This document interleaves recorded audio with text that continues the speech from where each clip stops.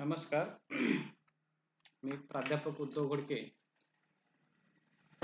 सहाय्यक प्राध्यापक अर्थशास्त्र विभाग, महात्मा फुले महाविद्यालय, पिंपरी, पुणे 17. आज आपण SYBAच्या इकॉनॉमिक्स स्पेशल पेपर 1 म्हणजे मायक्रो इकॉनॉमिक्स मधील उपयोगिता विश्लेषणासंदर्भात माहिती पाहणार आहोत. उपयोगिता विश्लेषण करत असताना आपल्या असं लक्षात येईल की मानवाच्या गरजा अनेक असतात किंवा अनंत गरजा असतात आणि त्या गरजा पूर्ण करण्यासाठी व्यक्ती अहोरात्र मेहनत घेत असतो आणि त्याच गरजाच्या पूर्ततेसाठी अनेक वस्तूंची खरेदी करतो. कारण की त्या वस्तूच्या उपभोगापासून त्या व्यक्तीची जी गरज आहे तर ती गरज पूर्ण होते, म्हणजेच त्या वस्तूमध्ये उपयोगिता असते. म्हणून मानवी गरज पूर्ण करण्याची वस्तूच्या अंगी असलेली जी शक्ती असते तर त्याला उपयोगिता असं म्हणतात, असं प्राध्यापक स्टॅनले जेव्हान्स यांनी सांगितलं. तसंच दुसरी जी व्याख्या आहे तर ती प्राध्यापक मॉरिस यांनी सांगितली की उपयोगिता ही उपभोक्त्याच्या समाधानाची किंवा आनंदाची स्थिती आहे. म्हणजेच की व्यक्तीच्या ज्या गरजा आहेत किंवा व्यक्तीचं जे समाधान आहे तर ते वस्तूच्या उपभोगामध्ये अवलंबून आहे, उपभोगावर अवलंबून आहे. म्हणून व्यक्ती वस्तूची खरेदी करतो आणि त्याचा उपभोग घेतो. तर हे सांगत असताना की मग वस्तू कोणती जरी असली तर त्या प्रत्येक वस्तूमध्ये उपयोगिता आहे. मग ती वस्तू चांगली असेल, वाईट असेल, अर्थव्यवस्थेमध्ये ज्या ज्या वस्तू निर्माण केल्या जातात तर त्या प्रत्येक वस्तूमध्ये उपयोगिता असते. म्हणून त्या निर्माण होतात आणि म्हणून तो प्रत्येक व्यक्ती त्या वस्तूची खरेदी करून त्याचा उपभोग घेतो. भले एखाद्या वस्तूमध्ये एखाद्या व्यक्तीच्या दृष्टीने उपयोगिता नसेल, पण त्याच वस्तूमध्ये दुसऱ्या व्यक्तीच्या दृष्टीने त्यामध्ये उपयोगिता असू शकते. म्हणजेच उपयोगिता ही स्थळ, काळ आणि व्यक्ती सापेक्ष बदलत राहते. हे जे उपयोगिता विश्लेषण आहे तर हे उपयोगिता विश्लेषण सुरुवातीला जे गॉसन या अर्थशास्त्रज्ञांनी सांगितलं, परंतु त्याचं एक शास्त्रशुद्ध पद्धतीनेची जी मांडणी आहे तर ती मांडणी प्रथमतः डॉक्टर मार्शल यांनी केली. म्हणून हे उपयोगिता विश्लेषण मार्शल यांच्या नावाने ओळखलं जातं किंवा मार्शलचे उपयोगिता विश्लेषण असं म्हणलं जातं. तर या उपयोगितेचा अभ्यास करत असताना त्यामध्ये सीमांत उपयोगिता, एकूण उपयोगिता या दोन्हीमध्ये असणारा परस्पर संबंधही पाहिला जातो. तर आता इथं आपण हा टेबल जो आहे तर त्यामध्ये पाहतो की पहिल्या याच्यामध्ये वस्तूचे नग 1, 2, 3, 4 असं 8 पर्यंत, त्यानंतर एकूण उपयोगिता आणि सीमांत उपयोगिता. आता एखाद्या व्यक्तीनं पहिल्या नगाचा उपभोग घेतल्यानंतर त्या व्यक्तीला 25 युटिल्स उपयोगिता मिळेल, की जे मार्शलने सांगितलं की ही उपयोगिता संख्येमध्ये मोजता येते आणि ते युटिल्स या साह्याने मोजता येते. म्हणून याला संख्यावाचक उपयोगिता विश्लेषण असंही म्हटलं जातं. मग पहिल्या वस्तूचा उपभोग घेतल्यानंतर 25 युटिल्स उपयोगिता मिळेल, दुसऱ्या वस्तूचा उपभोग घेतला की 20 युटिल्स मिळेल, तिसऱ्या वस्तूचा उपभोग घेतला की 15 युटिल्स मिळतील. असं जसजसं वस्तूचा उपभोग वाढत जाईल किंवा उपभोग्य वस्तूची संख्या जसजशी वाढत जाईल तसतसं आपल्याला की सीमांत उपयोगिता ही कमी कमी होत असल्याचं आपल्याला दिसून येतं. त्यानंतर एकूण उपयोगिता ही पहिल्या वस्तूचा उपभोग घेतल्यावर 25 युटिल्स उपयोगिता मिळाली, दुसऱ्या वस्तूचा उपभोग घेतला की 20 युटिल्स मिळाली. म्हणजे ह्या दोन्हीची बेरीज किती झाली? 45. म्हणजे एकूण दोन वस्तूच्या उपयोगितेची जी बेरीज आहे किंवा दोन वस्तूपासून मिळणारी जी उपयोगिता आहे तर त्याची बेरीज ही एकूण उपयोगिता असं म्हणलं जातं. मग आता एकूण उपयोगिता आणि सीमांत उपयोगितेमध्ये असलेला जो परस्पर संबंध आहे तर तो आपण इथं जर पाहिला तर वस्तूचा उपभोग जसजसा वाढत जाईल तसतसं सीमांत उपयोगिता कमी कमी होत जाते किंवा घटत जाते. त्याचबरोबर पॅरलल एकूण उपयोगिता वाढत जाते आणि एकूण उपयोगिता वाढत असताना ती घटत्या दरानं वाढते. कारण सीमांत उपयोगिता जी कमी कमी होत जाते आणि एक वेळ अशी येते की 6व्या नगाचा उपभोग घेतल्यानंतर इथं सीमांत उपयोगिता 0 असल्याचं आपल्याला दिसून येईल. त्यावेळेस एकूण उपयोगिता सर्वात जास्त किंवा महत्तम म्हणजे 75 असल्याचं आपल्याला दिसून येईल. म्हणजे सीमांत उपयोगिता 0 झाली की एकूण उपयोगिता मॅक्झिमम लेवलला असेल आणि त्यानंतर उपभोग पुन्हा चालू ठेवला तर सीमांत उपयोगिता निगेटिव्ह होईल किंवा ऋणात्मक होईल आणि तेव्हा मात्र एकूण उपयोगिता ही आपल्याला घटत असल्याचं दिसून येतं. मग हा जो संबंध आहे की सीमांत उपयोगिता आणि एकूण उपयोगिताचा जो परस्पर संबंध आपण जो आधी टेबल फॉर्मॅटमध्ये पाहिला, त्याचं जर आकृतीच्या सहाय्याने जर विश्लेषण केलं तर इकडं OY अक्षावर सीमांत उपयोगिता आणि एकूण उपयोगिता दर्शवलेली आहे, तर OX अक्षावर वस्तूची नगसंख्या दर्शवलेली आहे. हा जो निगेटिव्ह स्लोपिंगचा जो वक्र आहे तो MUX म्हणजे X वस्तूच्या सीमांत उपयोगितेचा वक्र आणि TUX म्हणजे X वस्तूच्या एकूण उपयोगितेचा वक्र. मग जसजसं वस्तूची उपभोग्य वस्तूची संख्या वाढत जाईल तसतसं सीमांत उपयोगिता कमी कमी होत जाते आणि एकूण उपयोगिता वाढत जाते. ज्यावेळेस सीमांत उपयोगिता इथं 0 होते, म्हणजे x अक्षाला सीमांत उपयोगितेचा वक्र स्पर्श करतो, त्यावेळेस एकूण उपयोगिता या M बिंदूच्या ठिकाणी मॅक्झिमम असलेले आपल्याला दिसून येईल. त्यानंतर उपयोगिता म्हणजे उपभोग आणखी चालू ठेवला तर सीमांत उपयोगिता ऋणात्मक झालेली असेल आणि त्यावेळेस एकूण उपयोगिता मात्र घटत असल्याचे आपल्याला दिसून येते. म्हणजे अशा पद्धतीनं टेबलच्या साहाय्यानं आणि आकृतीच्या साहाय्यानं आपल्याला सीमांत उपयोगिता आणि एकूण उपयोगितेमध्ये असलेला जो परस्पर संबंध आहे तर तो आपल्याला स्पष्ट करता येईल. त्यानंतर आता घटत्या सीमांत उपयोगितेचा सिद्धांत. मार्शलचं जे संख्यावाचक उपयोगिता विश्लेषण आहे, की ज्याला नवसनातनवादी उपयोगिता विश्लेषण म्हटलं जातं, तर त्यांच्या विश्लेषणाचे 2 भाग होतात. एक पहिला भाग घटत्या सीमांत उपयोगितेचा सिद्धांत म्हणून त्याचा अभ्यास केला जातो आणि दुसरा भाग जो आहे तर तो समसीमांत उपयोगिता विश्लेषणाचा म्हणून अभ्यास केला जातो.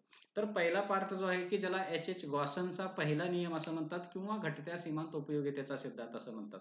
आता घटत्या सीमांत उपयोगितेचा सिद्धांत पाहत असताना त्याची जी व्याख्या डॉक्टर मार्शल यांनी सांगितली, की इतर परिस्थिती कायम असताना व्यक्तीजवळील एखाद्या वस्तूच्या साठ्यात वाढ झाली असता त्या वाढीपासून व्यक्तीला जे वाढीव समाधान मिळते, तर ते समाधान वस्तूच्या साठ्यात होणाऱ्या वाढीबरोबर क्रमशः घटत जाते. म्हणजेच वस्तूचा उपभोग घेत असताना त्या वस्तूपासून मिळणारी जी उपयोगिता आहे किंवा जी सीमांत उपयोगिता आहे, तर ती वस्तूच्या उपभोगाबरोबर घटत जाते.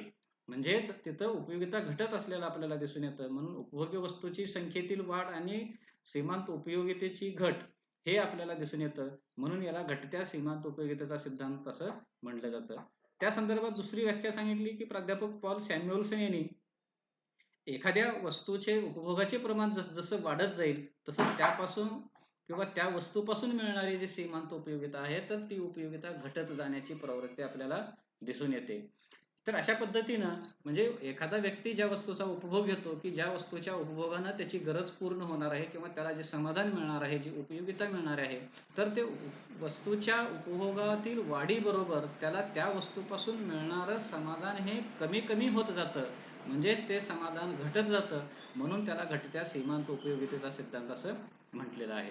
आता हा जो सिद्धांत आहे तर हा सिद्धांत वास्तवामध्ये येण्यासाठी किंवा त्याचं एक शास्त्रशुद्ध मांडणी, त्याचे जे रिझल्ट आहे तर ते आपल्याला मार्शलनी सांगितलं त्या पद्धतीने येण्यासाठी किंवा जे नियमामध्ये सांगितलं तर त्याच्यासाठी काही परिस्थिती किंवा काही गोष्टी गृहीत धरणं गरजेचं आहे किंवा हा सिद्धांत काही गृहीतावर आधारित आहे. त्यापैकीचे काही मोजके आणि महत्त्वाचे गृहीतक आहेत. तर त्यातला पहिला एक आहे की वस्तूचे नग एकजिन्सी म्हणजे सारखे असावे. म्हणजे व्यक्तीला ज्या वस्तू उपभोगासाठी दिल्या जातात तर त्या वस्तू कशा असाव्यात? एकसारख्या असाव्यात, एकजिन्सी असाव्यात. त्याचा आकारमान असेल, त्याची साईज असेल, त्याची चव, रंग, रूप वगैरे आहे तर ते एकसारखं असावं. त्याच्यानंतर दुसरं आहे की वस्तूचा आकार योग्य असावा. वस्तूचं जे आकारमान आहे की उपभोग्य वस्तूचं तर त्याच्यामध्ये काय असावं? सारखेपणा असावा. नाहीतर एखादी छोटी वस्तू पुन्हा मोठी वस्तू असं जर म्हणलं तर तो सिद्धांत खरा ठरणार नाही, तर तिथं विसंगती निर्माण होत असल्याचं आपल्याला दिसून येईल. तिसरा जो आहे की 2 वस्तूच्या उपभोगामध्ये सातत्य असावं. म्हणजे घटत्या सीमांत उपयोगितेचा सिद्धांत अनुभवास येण्यासाठी उपभोक्त्याला ज्या वस्तू उपभोगासाठी दिल्या जातात, तर त्या वस्तूमध्ये सातत्य असावं, त्याच्यामध्ये खंड पडू नये. अन्यथा सीमांत उपयोगिता कमी होण्याऐवजी आपल्याला वाढत असल्याचं दिसून येईल. चौथं गृहीतक आहे की उपभोक्त्याची आवड-निवड स्थिर असावी. म्हणजे एखादा व्यक्ती एखाद्या वस्तूचा उपभोग घेत असताना मध्येच त्याची जर आवड-निवड जर बदलली तर सीमांत उपयोगिता घटण्याऐवजी वाढत असल्याचं आपल्याला दिसून येतं. आणि 5वं जे गृहीतक आहे की उपभोक्त्याचं उत्पन्नही स्थिर असावं. कारण उत्पन्न बदललं की वस्तूची किंमत बदलते, त्या वस्तूपासून मिळणारं समाधानही बदलतं. म्हणून उत्पन्न सुद्धा स्थिर असावं.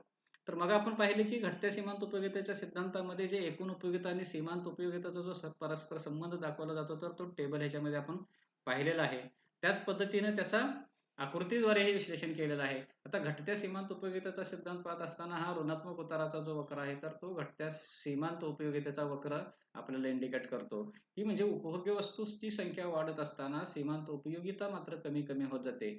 म्हणजे वस्तूची नगसंख्या आणि सीमांत उपयोगिता याच्यामध्ये व्यस्त संबंध असल्याचं आपल्याला दिसून येतं.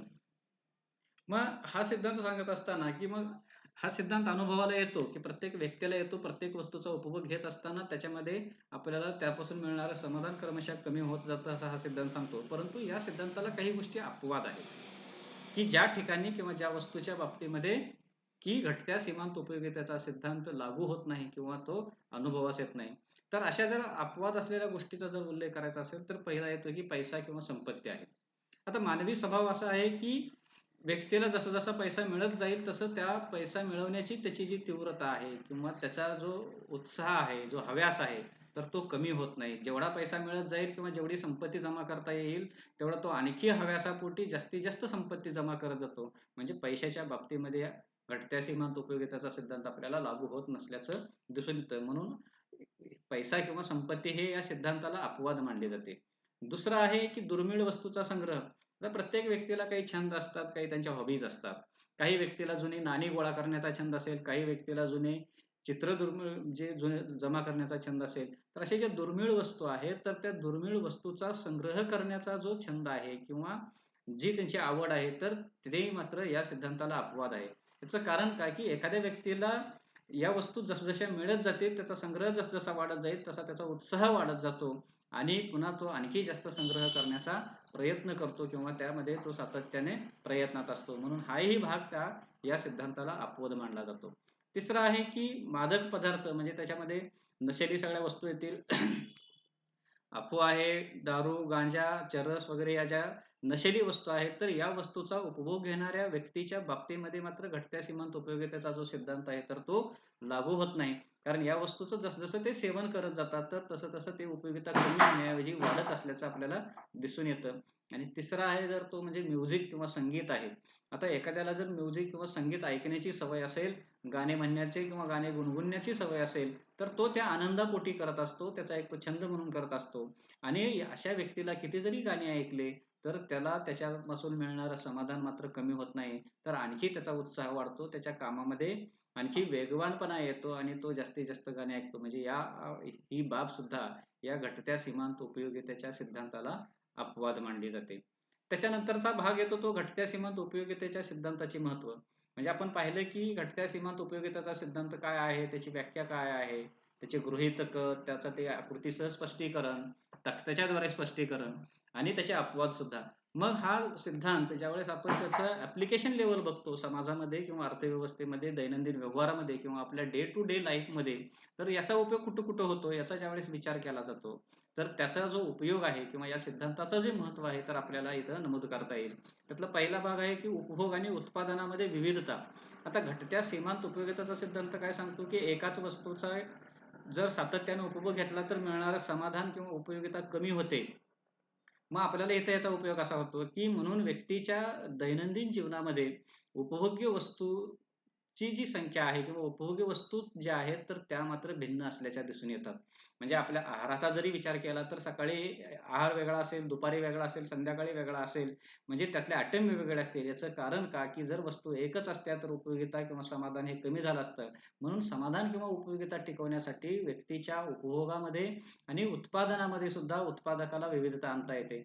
म्हणून की बऱ्याच वेळा कपडे असतील, मोबाईल असेल, अशा अनेक ज्या आपल्या दैनंदिन गरजेच्या वस्तू आहेत, तर त्याच्यामध्ये एकजिनसीपणा नसून त्यामध्ये भिन्नता असल्याचं किंवा वस्तुभेद असल्याचं आपल्याला दिसून येतं.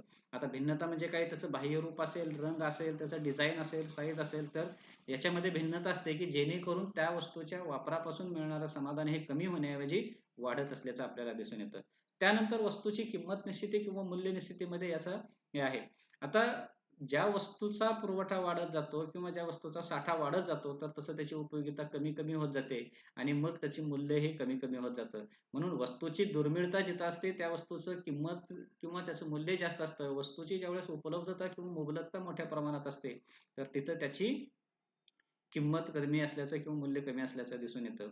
तिसरा जो आहे की उपयोगिता मूल्य आणि विनिमय मूल्य निर्धारण करत असताना, या ठिकाणी आपल्याला ॲडम स्मिथच्या हेरापानी विरोधाभास ही जी संकल्पना आहे, तर त्याचा रेफरन्स घ्यावा लागेल, की ॲडम स्मिथला जो प्रश्न होता किंवा ॲडम स्मिथ जे कन्फ्युजन होतं, की व्यक्तीच्या जीवनाच्या दृष्टीने किंवा जगण्याच्या दृष्टीने पाणी हे अगदी अमूल्य आहे किंवा महत्त्वाचं आहे, परंतु त्याची किंमत मात्र 0 आहे किंवा अल्प आहे. आणि डायमंड जे आहे, हिरे आहे, तर त्याचा व्यक्तीच्या जीवनाशी काही संबंध नाही, परंतु त्याचं मूल्य मात्र सगळ्यात जास्त आहे. असं का आहे? की ज्याच्यावर जगणं-मरणं अवलंबून नाही, त्या हिऱ्याची किंमत जास्त आहे आणि जे जीवन मानलं जातं, ते पाणी आहे, की ते महत्त्वाचं असून सुद्धा त्याचं मूल्य कमी होतं. तर इथं मार्शलच्या सिद्धांतानं तो जो विरोधाभास आहे, तर तो दूर होण्यामध्ये आपल्याला मदत झालेली दिसून येते. कारण पाण्याचं विनिमय मूल्य कमी असेल, पण त्याचं उपयोगिता मूल्य हे सगळ्यात जास्त आहे आणि हिऱ्याचं विनिमय मूल्य जास्त असेल, परंतु उपयोगिता मूल्य मात्र 0 आहे. म्हणून उपयोगिता मूल्य आणि विनिमय मूल्य हे हे वेगळं करण्यासाठी किंवा त्याचं निर्धारण करण्यासाठी आपल्याला घटत्या सीमांत उपयोगितेच्या सिद्धांताचा आधार किंवा त्याची मदत होत असल्याचं दिसून येतं. आणि चौथा जो आहे तर सरकारचे कर धोरण. आपण बघतो की आपल्या देशातली जी टॅक्स सिस्टम आहे तर ते प्रोग्रेसिव्ह आहे. म्हणजे जसं जसं व्यक्तीचं उत्पन्न वाढत जाईल तसं त्याच्यावर आकारला जाणारा कर जो आहे तर तोही वाढत जातो. कारण उत्पन्न वाढत असताना त्यापासून मिळणारं जी उपयोगिता आहे किंवा त्याचे जे मूल्य आहे तर ते कमी कमी होत जातं. म्हणून त्याच्याकडून जास्त कर आकारणी केली जाते आणि गरिबांकडून कमी कर आकारणी केली जाते. या पद्धतीनं आपल्याला मार्शलच्या घटत्या सीमांत उपयोगितेच्या सिद्धांताचं स्पष्टीकरण करता येईल की त्यामध्ये त्याचे गृहीते, नियम, महत्त्व आणि त्याच्या ज्या अपवाद आहेत तर या पद्धतीनं आपल्याला ते करता येतील. Thank you very much.